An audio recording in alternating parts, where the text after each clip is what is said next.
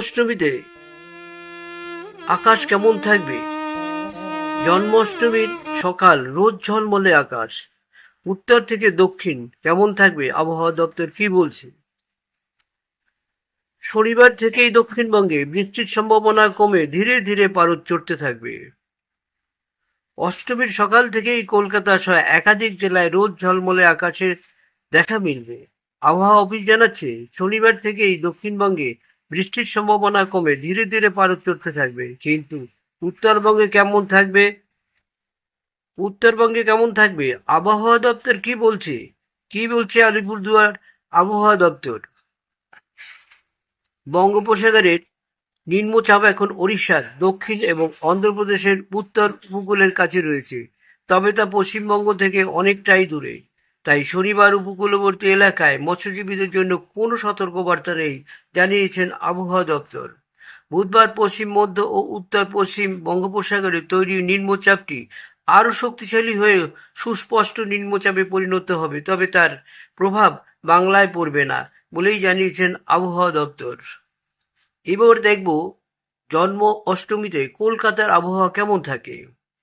আবহাওয়া অফিস সূত্রের খবর, শনিবার কলকাতার তেমন ভারী বৃষ্টির সম্ভাবনা নেই, তবে কয়েকটি জায়গায় বজ্রবিদ্যুৎ সহ হালকা থেকে মাঝারি বৃষ্টি হতে পারে। শনিবার কলকাতার সর্বোচ্চ তাপমাত্রা থাকবে 33 ডিগ্রি সেলসিয়াসের ঘরে, আর সর্বনিম্ন তাপমাত্রা থাকবে 27.3 ডিগ্রি সেলসিয়াস। জন্মাষ্টমীতে দক্ষিণবঙ্গে কেমন থাকবে আবহাওয়া দপ্তর কি বলছে? শনিবার দক্ষিণবঙ্গে তেমন বৃষ্টির সম্ভাবনা নেই। দু একটি জেলায় বিক্ষিপ্তভাবে হালকা থেকে মাঝারি বৃষ্টি হতে পারে।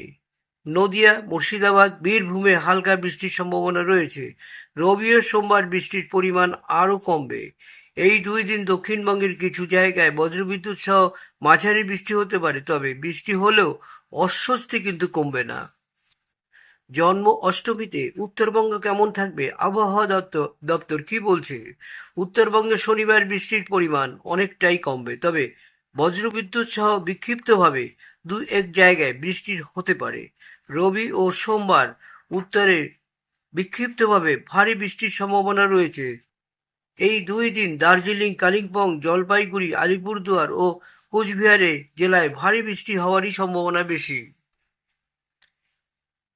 হাওয়া অফিস জানিয়েছে ভারী বৃষ্টির ফলে উত্তরবঙ্গে কালিম্পং, সিকিমে ধস নামতে পারে। নিচু এলাকায় প্লাবিত হওয়ারও আশঙ্কা রয়েছে।